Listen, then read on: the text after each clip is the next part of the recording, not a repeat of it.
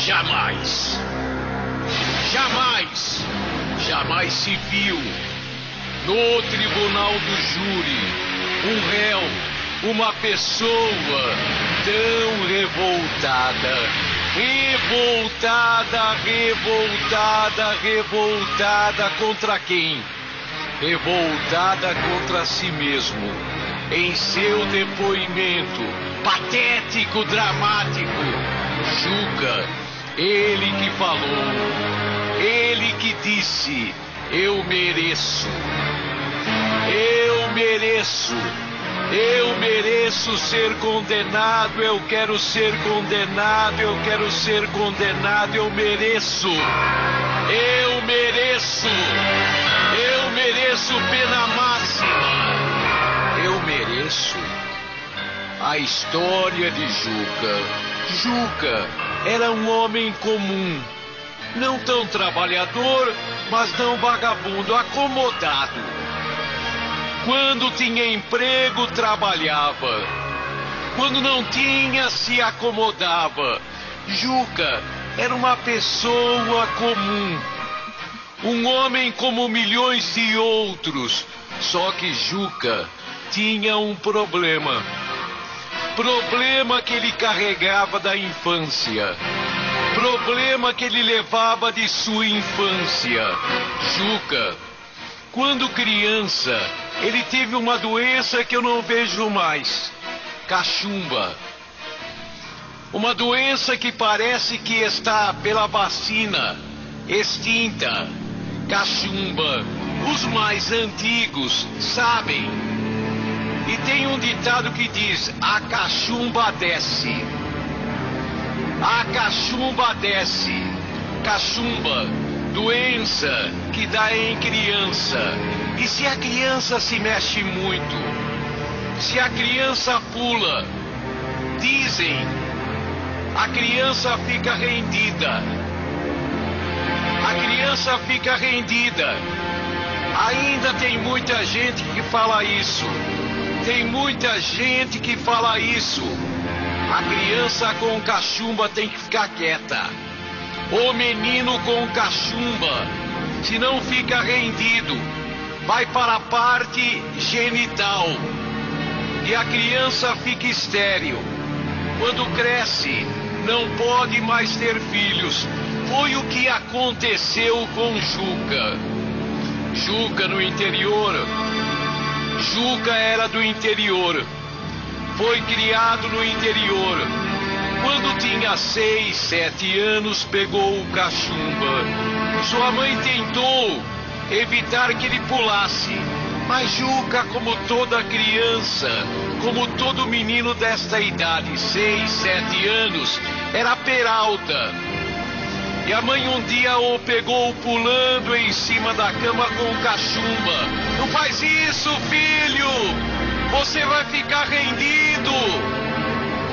Você vai ficar rendido! E não deu outra.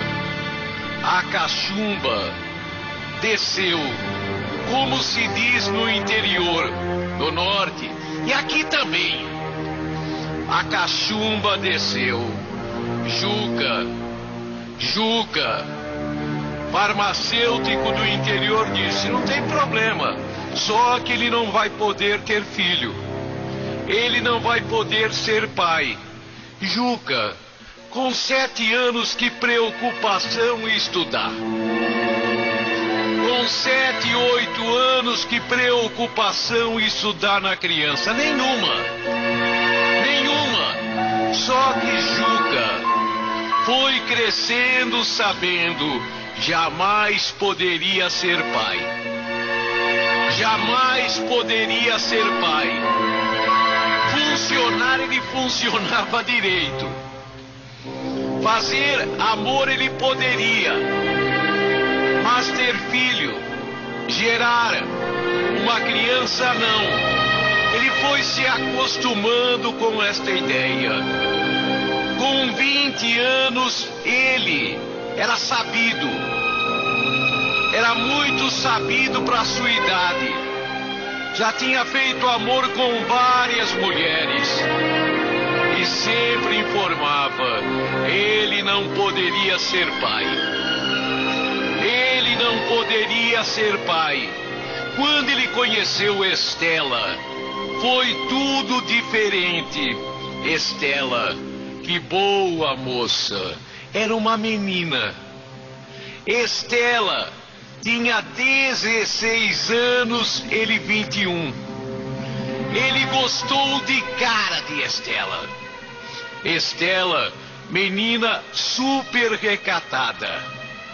Super recatada. Estela era um primor de menina.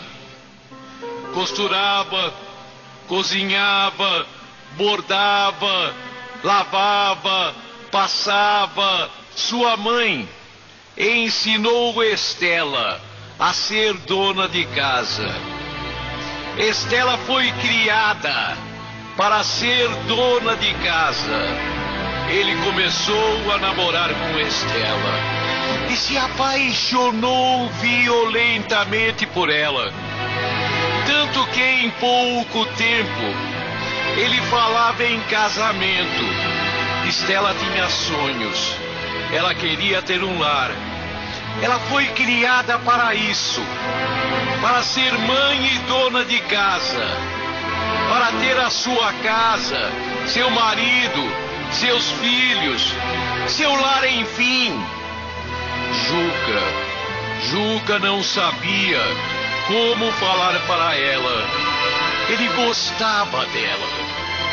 Ele queria casar com ela. Tinha adoração por Estela. Adorava Estela. Mas ele escondeu. Ele não poderia ser pai.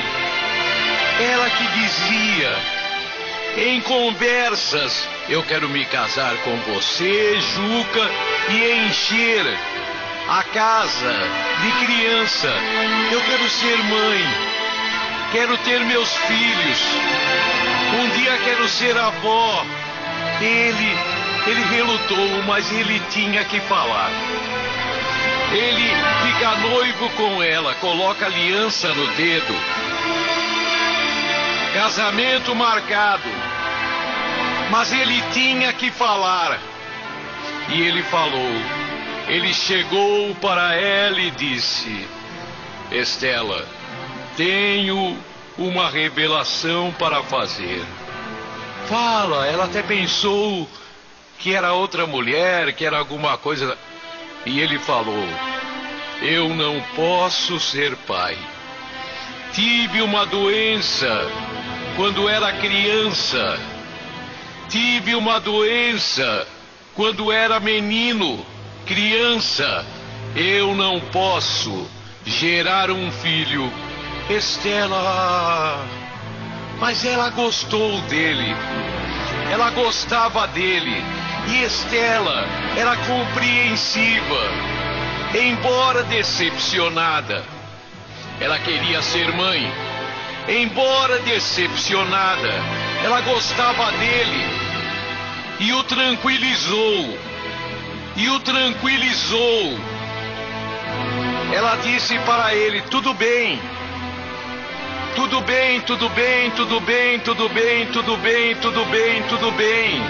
Ele ficou feliz da vida. Se gostava de Estela, passou a gostar mais ainda. Se gostava de Estela, ele agora era apaixonadíssimo. Não via outra coisa a não ser Estela em sua vida. O casamento aconteceu. Foi uma festa bonita. Eles guardaram segredo daquele problema dele. Ela não contou nada para sua mãe, para seu pai, para seu irmão, para seus amigos. Não contou, guardou o segredo. Ela nunca seria mãe. Mas ela estava com Juca. Ela amava Juca. E Juca a amava. casa, o lar. Ela se dedicou ao lar. A casa dela parecia um brinco, um espelho. Ela encerava a casa, passava enceradeira. Coisa antiga, coisa antiga. O chão da sala brilhava. Podia fazer a barba no chão da sala. Era um espelho. As panelas ela areava. Ficava tudo muito limpo. Ela era magnífica e amava a Juca. E amava a Juca. Ela amava a Juca. Ela amava a Juca. E Juca não só a amava, a adorava. Era um casamento magnífico. Ele não via a hora de sair do trabalho para voltar para casa. Não via a hora. O casal se beijando, se abraçando sempre. 1 mês, 2, 3, 4, 5, 6. Foi quando aconteceu. Foi quando aconteceu. Estela, ela ficou boquiaberta. Ela ficou surpresa. Ela ficou pasmada, na perplexidade. Ela não veio a menstruação dela, as regras não vieram. Ela falou com a mãe e a mãe disse: é gravidez. Foi quando ela falou para a mãe: não pode ser, mãe. O Juca é estéril. O Juca não pode ter filho. Então como é que foi? A própria mãe dela perguntou: então como é que foi? Mãe, eu nunca traí. Eu nunca vou trair o Juca, mãe, eu amo o Juca. E como é que foi? Se ele não pode, então ele pode. Não, não pode, mãe. Não pode, mãe. Ela vai ao médico e o médico do posto confirma: ela estava grávida. Ela fica feliz. Ela fica feliz. À noite, quando Juca chegar, ela vai contar. Ela vai contar. Ela vai contar. Ela está grávida. Ela vai ser mãe, mãe, mãe, mãe, mãe, mãe, mãe. Juca estava enganado. Ele pode ser pai, podia ser pai. Ele estava enganado. Ela estava feliz. Preparou um jantar magnífico. Se vestiu maravilhosamente bem, dentro das possibilidades dela. Ia esperar para dar a notícia. Ela feliz, feliz, feliz, feliz, feliz. Estela, ela não cabia em si de felicidade. Ela não cabia em si de tanta felicidade. Não via a hora da chegada de seu marido Juca. Ela queria dividir com ele a alegria. Eles iriam ser pais. Ele iria ser pai. Ela iria ser mãe, mãe. Estava gerando uma criança. Juca, ele se enganou. Ele se enganou, ele podia ser pai. Ele podia ser pai. Juca, quando Juca chegou, ele viu a euforia. Ele viu a diferença em Estela. O que está acontecendo? O que está acontecendo? Senta. Ela mandou ele sentar. Sentar para quê? Eu tenho uma novidade. Eu tenho uma novidade. Você vai cair duro. Você vai cair duro. Ele sentou e ela contou: eu vou ser mãe. Eu estou esperando o nenê. Eu estou esperando um filho. E a pergunta dele foi decepcionante. De quem? De quem? Quem é o pai? Toda a alegria dela se desfez. Toda a alegria dela se espatifou e se laçou. Como quem é o pai? É você. Eu não posso ter filho. Eu não posso ter filho. Não vem com essa conversa. Você me traiu. Você me traiu.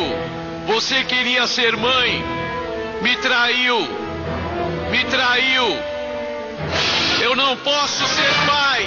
De quem é essa criança? De quem é essa criança? Toda alegria, o jantar, o se vestir bem, a alegria, tudo foi embora. Como que você tem coragem de me perguntar isso? Estela nunca tinha traído. Estela nunca tinha traído. Mas Juca, ele fica possesso. Ele fica doido de raiva e começa a bater em Estela, traidora. Eu pensei que tinha casado com uma mulher direita. Casei com uma vagabunda. Casei com uma vagabunda. Ela começa a chorar, mas ele não parou por aí, não. Ele começou a querer saber. Ele começou a querer saber quem é o pai. Quem é o pai? Você sabe por acaso quem é o pai? Ou saiu com muito homem? Ou saiu com muito homem? Que decepção! Que decepção! Ela que pensou aquela seria a noite de sua maior felicidade. Ela que pensou aquela seria uma noite de muita felicidade. Ele não acreditava nela. Ele não acreditou nela. Eu não posso ser pai. Você pensa que eu sou bobo? Sou estéril, mas não sou cretino, idiota, corno. Não sou, aliás, eu sou. Eu sou. Quem é o pai? Quem é o pai? Quem é o pai? Começou a bater. Começou a bater. O que ele fez com Estela? Ele pegou uma vela, acendeu a vela, segurou os pés dela, queimou os pés com a vela. Conta! Conta! Quem é o pai? Traidora, vagabunda, traidora, adúltera, conta! Ela chorava. Eu vou embora. É você o pai. É você o pai. Eu nunca te traí, mas eu não te quero mais. Ele bateu. Ela gritava. Ela pedia socorro. Vizinhos bateram na porta. Vai todo mundo embora. É assunto de marido e mulher. Entre eu e essa vagabunda. Ele, depois de muita tortura, depois ela não confessou. Ela não tinha o que confessar. Ela não tinha o que confessar. Mas na sua ignorância, ele achou, eu sou estéril. Falaram que eu sou estéril e acabou. Ela me traiu. Torturou. E depois a estrangulou. Apertou o pescoço.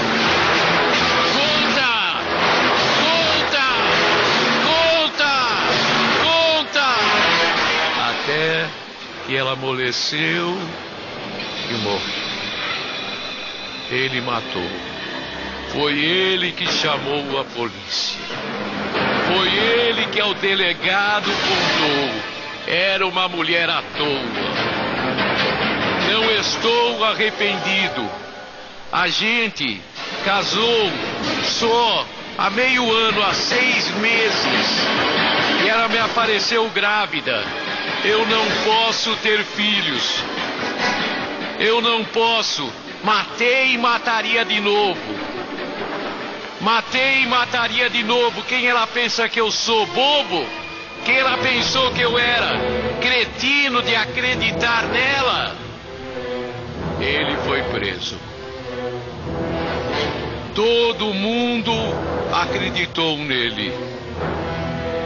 Estela. E a pergunta: quem seria o pai? Quem seria o pai? A família dele. A família dele vai em defesa dele. A família, o pai e a mãe, contratam um bom advogado. O júri, o advogado prepara a sua defesa. E a defesa é lógico. Era violenta emoção diante de injusta provocação. A revelação que ela o traiu. A revelação que ela estava esperando um filho quando ele era estéril. Aquilo serviria de base para a defesa. Foi por isso que o advogado, bom advogado, pediu um atestado, a comprovação que ele era estéril. Foi feito um teste em um grande laboratório e chegou o resultado. Ele não era estéril, não. Ele não era estéril, não. Ele podia perfeitamente ter filhos. Ele podia perfeitamente ter filhos. Ele fica... Foi por isso que no tribunal nunca se viu uma pessoa falando o que ele falou.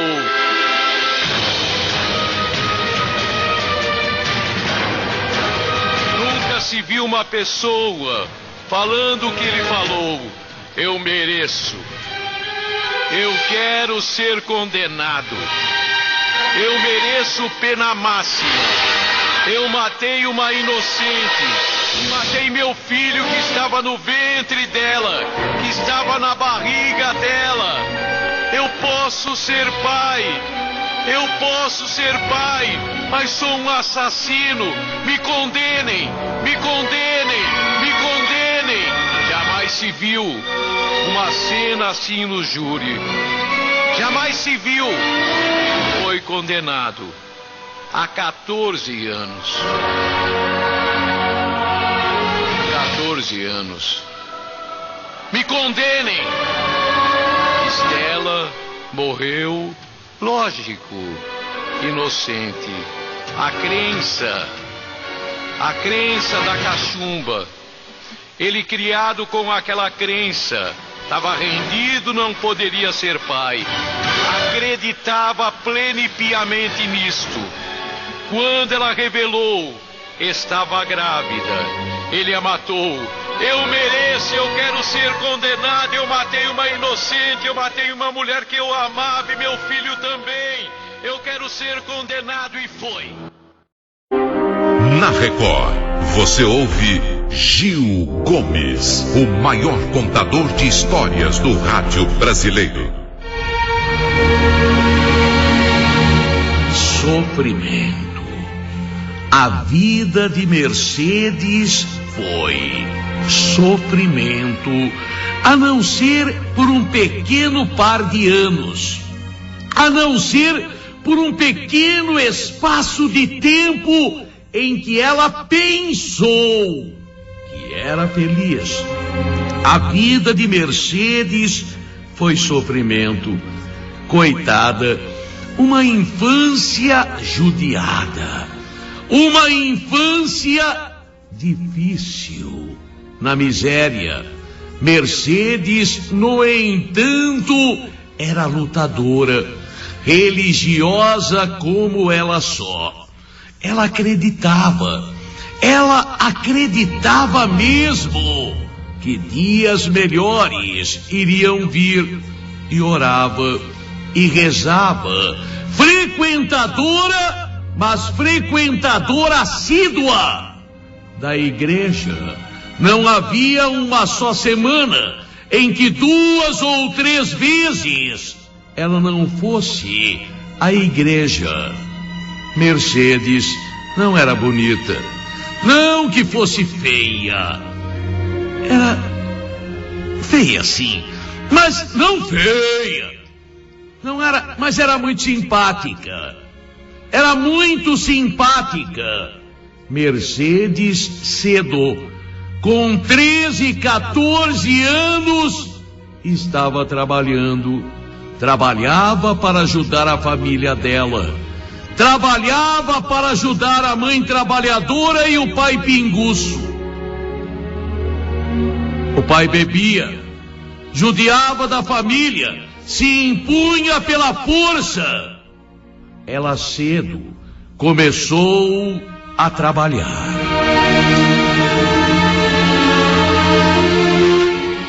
Muito cedo trabalhando, e trabalhava mesmo.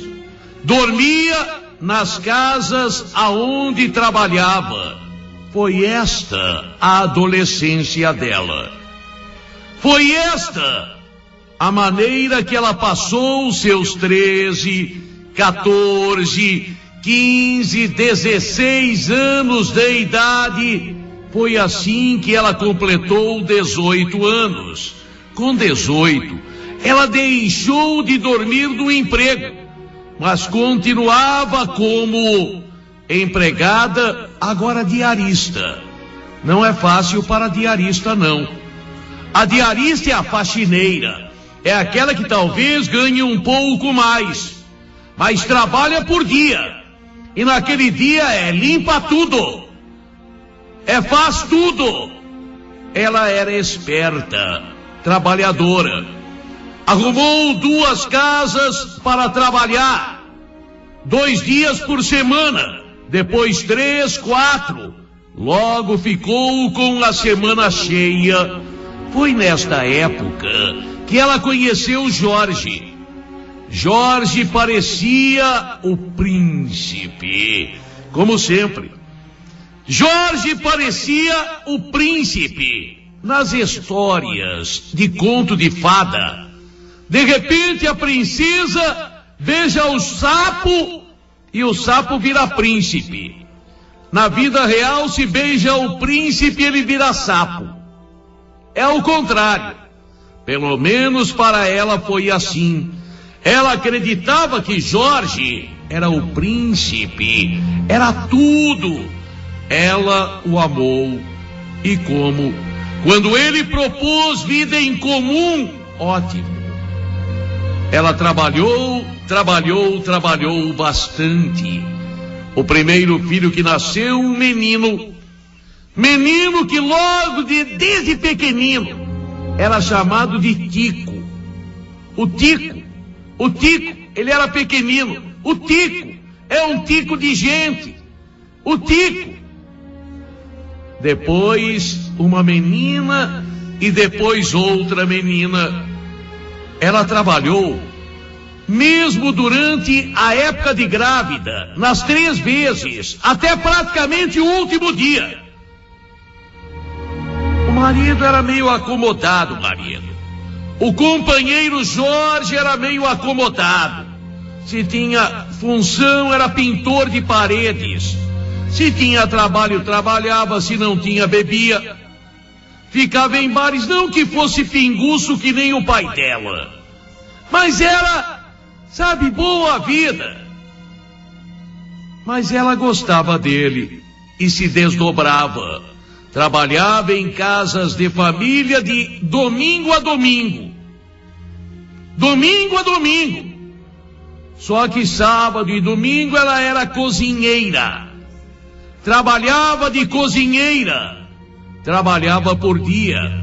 Segunda numa casa, terça, quarta, quinta em outras. E assim subsequentemente até domingo e começava tudo de novo. Mas esta foi a época feliz dela. Esta foi a época de sua felicidade ao lado de Jorge. Até que um dia, simplesmente Jorge foi claro. Olha, o negócio é o seguinte, Mercedes. Tô gostando de outra. Essa outra me faz mais feliz, eu me dou melhor com ela. Tô indo embora. Simples, não? Fácil, não? E as crianças? Bem, as crianças são seus filhos. As crianças, você cuida, a mulher que cuida. Não vou levar a criança num casamento novo. Não ia, não foi, não levou. Foi embora. Deu tchau, pegou as coisinhas dele e foi embora. E aí? Ela não teve tempo nem de chorar. Ela tinha que criar os 3 filhos, tudo piquitito. Tico tinha o quê? 3, 4 anos? E ela foi à luta. Não era fácil, não. Pedia para uma vizinha, toma conta durante o dia. Pedia para esse dar uma olhadinha. Deixava a comida pronta, pedia para uma vizinha esquentar. E o coração na mão. Ela saía 5, 5:30 da manhã de casa, voltava às 7 da noite. E aí era labuta diário, lava roupa, prepara comida, arruma a casa, ou dá banho nos filhos. Nunca mais teve homem nenhum. Nunca mais. Envelheceu precocemente. Você conhece, eu conheço, todos nós conhecemos um tipo de pessoa que a gente olha e pergunta, tem quantos anos? Ah, tem uns 40. Não, tem 30. Ah, não, tem 50. Não, não tem. É aquela pessoa sem idade definida. É aquela pessoa que o sofrimento marca muito mais que o tempo. Assim era Mercedes, e assim o tempo passou. E assim os filhos foram crescendo. E assim, segunda numa casa, terça em outra, quarta em outra, quinta aqui, sexta lá. Sábado e domingo trabalhando também, então não havia parada. Era segunda, terça, quarta, quinta, sexta, sábado, domingo também. E o dinheiro sempre contadinho, sempre justo. Aluguel. Todo mundo tinha pena de Mercedes, mas ela não queria a pena, não. Ela era trabalhadora. E nesse espaço de tempo sempre arrumou o jeito de ir à igreja. Sempre. Quando os filhos eram pequeninos, ela os levava juntos. Depois, já não quiseram ir mais. Mercedes, Tico, 16, 17, ela fazia questão absoluta. Ela fazia questão mesmo que eles todos, o menino e as meninas, estudassem. Nunca faltou um caderno, um livro, uma caneta. Lógico, não era nada de primeira. Os filhos eram vestidos pobremente, mas decentemente. O que ela pôde fazer, ela fez. Só que o menino, o Tico era revoltado. O Tico era super revoltado. Tenho nada. Nunca tenho nada. Meus amigos têm tudo, eu nunca tenho nada. Ele não via. Nunca viu o esforço da mãe. Se viu, nunca deu valor a esta luta leonina, gigantesca de Mercedes. Luta maior do que suas forças. Mas reconhecimento? Nenhum. Reconhecimento? Nenhum. Mas fazer o quê? Com reconhecimento ou não, tem que se ir em frente. Tem que seguir em frente. E ela seguia, mas doeu.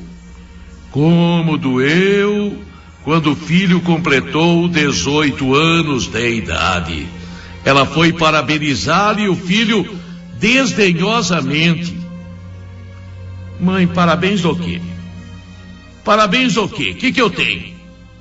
O que eu tenho? Tenho 18 anos, e daí?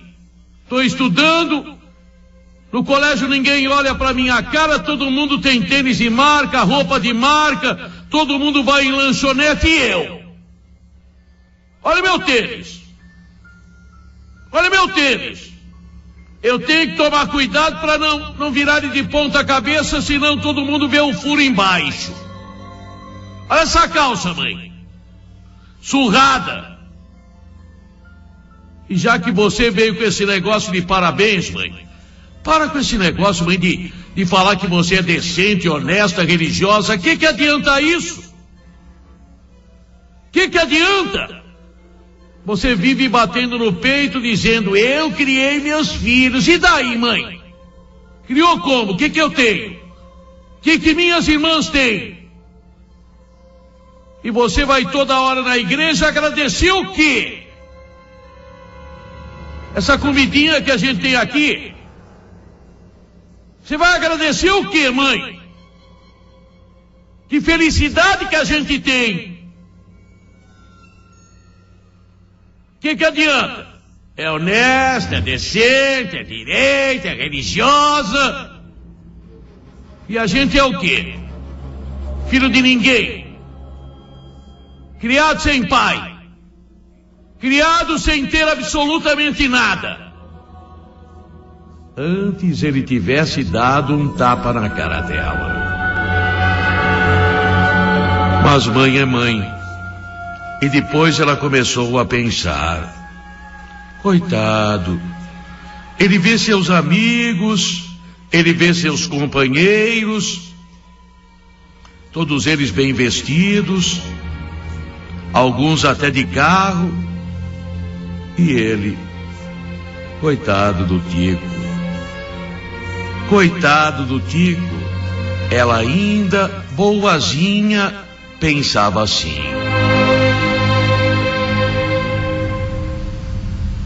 E em suas orações, quer em casa, quer na igreja, ela pedia por ele. Pedia a intercessão de tudo que é santo a favor do filho. O tempo continua passando, mas alguns meses se passam. Mãe, eu não vou mais na escola. Vou parar de estudar, mãe, tô com vergonha.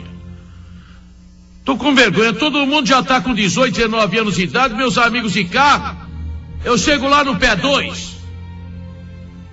E sempre não tenho nem dinheiro para um lanche, nem nada. Então, mãe, tudo bem, não tô dizendo que a senhora não tem, vai fazer o quê? Antes a senhora fosse, sei lá o quê. Tudo bem, mãe, a senhora é religiosa, é decente, honesta, adianta muito. Adianta muito. Meu filho, dizia ela, isto é a essência da vida. Oh, mãe, se a senhora quiser viver na miséria até o fim, tudo bem, mas eu não. Não vem com esse papo de vai na igreja, de seja honesto. Eu não. Se aparecer aí uma oportunidade, eu vou nessa, mãe. Vou ficar rezando pra quê? Pra não ter nada. Pai dos meus amigos, mãe de meus amigos, ninguém vai na igreja. Tá tudo bem. Tá tudo bem. Ninguém vive batendo no peito falando eu. E mãe, com o perdão da sinceridade, mãe, as mães dos meus amigos que têm a mesma idade de você, mãe, você parece mãe delas. Tá velha. E ganhou o que com isso? E ganhou o que com isso? Não vem com esse papo, mãe, de religião. Não vem com esse papo de honestidade pro meu lado, não, mãe. Eu sei o que é a vida. Tenho 18 anos, mas sei. Você tem quanto? 37, 38, parece ser 50, mãe. Desculpa. E vai ficar nessa até o fim da vida. Enquanto aguentar trabalhar.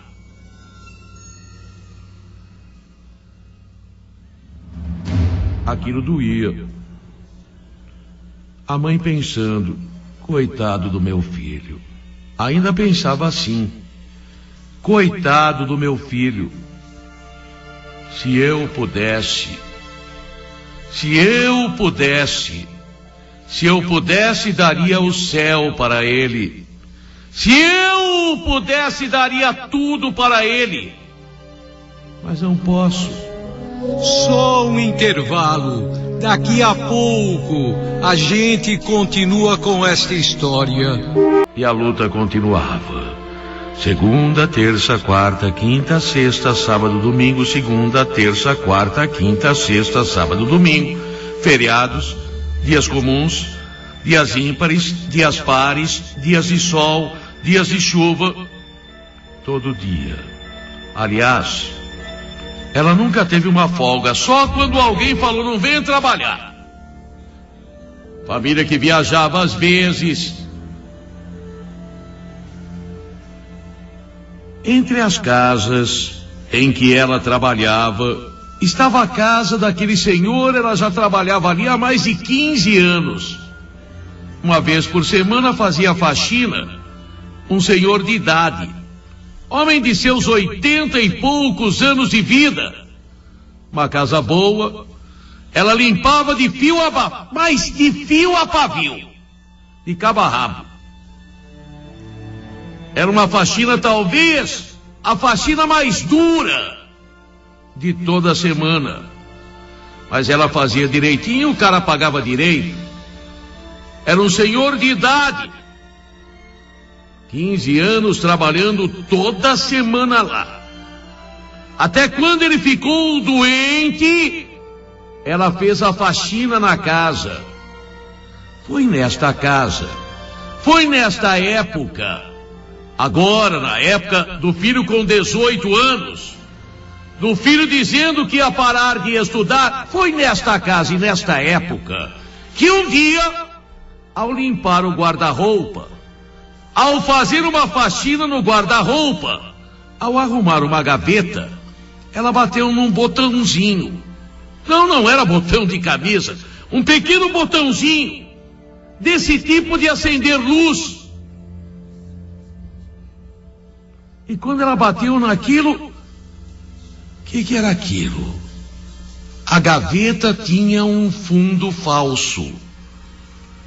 Quando a gaveta se abriu e mostrou o seu fundo falso, quanto dólar? Quanto dólar? Só nota de 100. Ela ficou boba. Nossa, quem diria que aquele senhor guardava em casa tanta coisa? Ela calculou assim, contou um pedacinho, devia ter uns 200 mil dólares lá. Naquele dia ela nem dormiu. Naquele dia ela fechou direitinho, nem dormiu. E durante a semana, nos outros dias, ela com aquilo na cabeça, pedacinho daquele dinheiro, daria condições para o filho dela ter o carro dele, ter as roupas que ele queria, ser feliz. Ser feliz! Mas, se ela pegasse, não era roubo, não era furto. Ela que rezou a vida inteira, que foi direita a vida inteira. Será que o filho tinha razão, que não adiantava isto? Será que o filho tinha razão? O que adiantou? Ela até tremeu quando chegou a semana seguinte, Quando chegou o dia de trabalhar, ela sabia o que ia acontecer. Ela foi trabalhar. O dinheiro estava do mesmo jeito. E pelo pó que ela viu no primeiro dia, o homem não devia mexer naquela gaveta há muito tempo. Era uma reserva dele. Tudo bem, mas se tinha uns 200 e tantos mil, se ela pegasse um pouco, não ia fazer diferença para aquele homem. Tudo bem que era roubo. Tudo bem que ela não... Mas ela contou. 1, 2, 3 mil, 4 mil, 5 mil, 7, 8, 9, 10 mil dólares. Ela havia se informado. O dólar vale mais que o dinheiro nosso. Com isso ela poderia ter a felicidade em sua casa, o dinheiro para o filho, e as meninas poderiam se vestir melhor, quem sabe encontrar alguém melhor para um dia se casarem bem, com a consciência doendo, mas ela superou a dor de consciência e pegou. Aquilo parecia que queimava suas mãos, mas ela pegou. No dia seguinte, pela primeira vez em tanto tempo, ela não foi trabalhar. Ô mãe, você não foi trabalhar? Disse Tico. Filho, eu quero te fazer uma surpresa. Você conhece dólar? Lógico que eu conheço, mãe. Lógico que eu conheço as verdinhas. Lógico.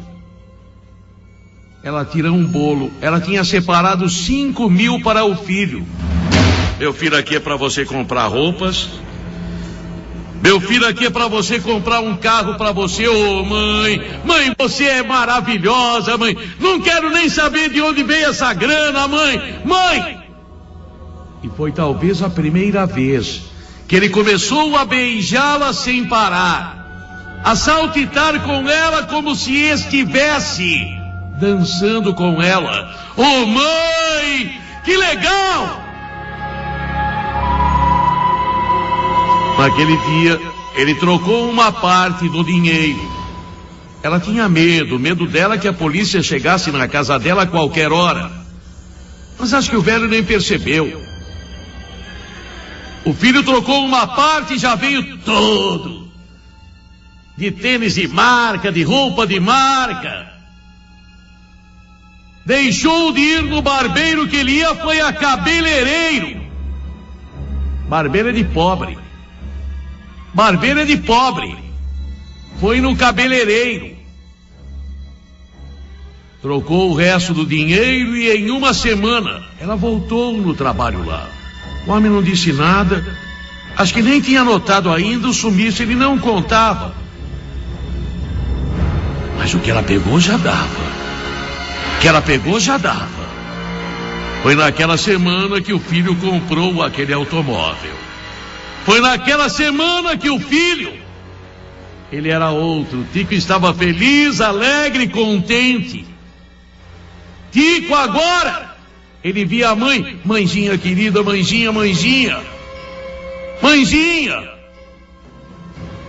Envergonhada, ela não foi mais à igreja. Envergonhada, ela não foi mais à igreja. Mas estava contente pelo filho.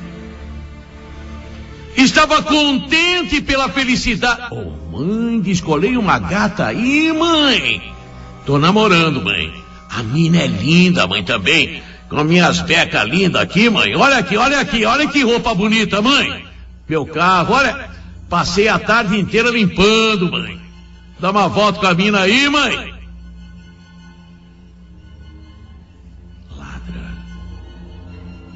Ladra. A consciência dela gritava para ela, ladra. De um lado a consciência gritando assim, de outro lado ela pensando, mas eu fiz pelos meus filhos.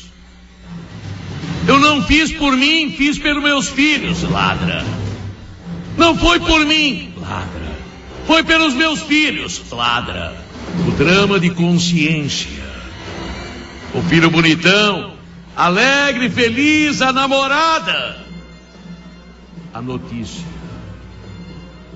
o carro do filho dela havia batido violentamente. O filho socorrido estava no PS. Às pressas, ela corre para lá. O filho bateu o carro e estava com uma garota. Milagrosamente, como disseram, milagrosamente, como falaram, a moça não sofreu nenhum arranhão. Mas o filho, naquela mesma noite, no hospital, não resistindo aos ferimentos, morreu.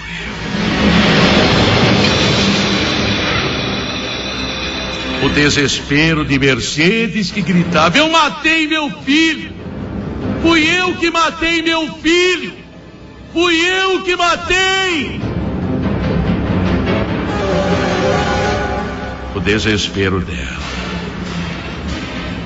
O filho morreu. Ela nunca teve dinheiro. Quando se apoderou daquela importância, deu dinheiro para o filho, que, entre outras coisas, comprou o carro, que no acidente gerou a morte dele. Que lição se tira disso tudo? Se é que se pode tirar lição, existe uma explicação para isto. O que teria acontecido? Foi justiça divina? Foi justiça de Deus? Será? Não sei. Será que Deus... Não acredito que a justiça divina se faça dessa maneira. Nosso Deus é amor, é lógico que Ele é justo. Então teria sido o quê? Qual a explicação, se é que tem explicação? Não sei. Foi trabalhadora, honesta, decente, religiosa como ela só. No deslize, provocado pelo filho mesmo. Não sei se provocado, ninguém é obrigado a cometer erro. É lógico que as circunstâncias levam, às vezes, a erros. A história de Mercedes, que continua trabalhando.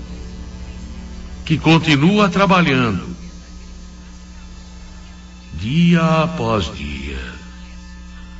O tempo correu, alguns anos se passaram. Cada filha tomou o seu rumo. Cada filha encontrou o seu namorado, que não casaram. Nenhuma das filhas casou. Uma vive com um, outra vive com outro. Tudo bem. Não tem diferença casar e viver. Mas ela continua. Mercedes agora mais do que nunca.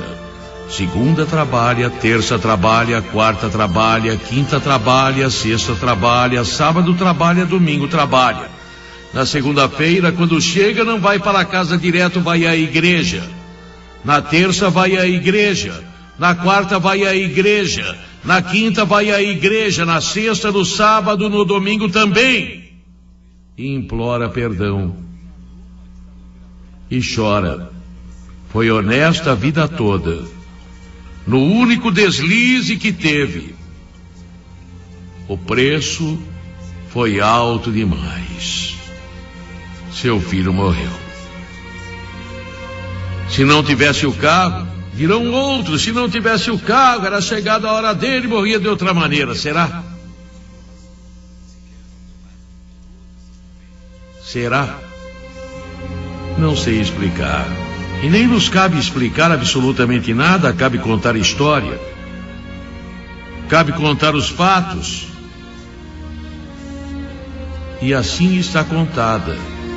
Assim os fatos estão contadas e assim está contada a história de Mercedes. Você ouve Gil Gomes, o maior contador de histórias do rádio brasileiro. Que história é esta? Que história é esta? Aconteceu no Espírito Santo. Dalva era uma mulher comum, casada com Roberto, mãe de 3 meninas. Ela era excelente dona de casa, boa esposa, boa mãe. Dalva, ela cuidava muito bem de suas 3 filhas. Dalva engravidou pela 4ª vez.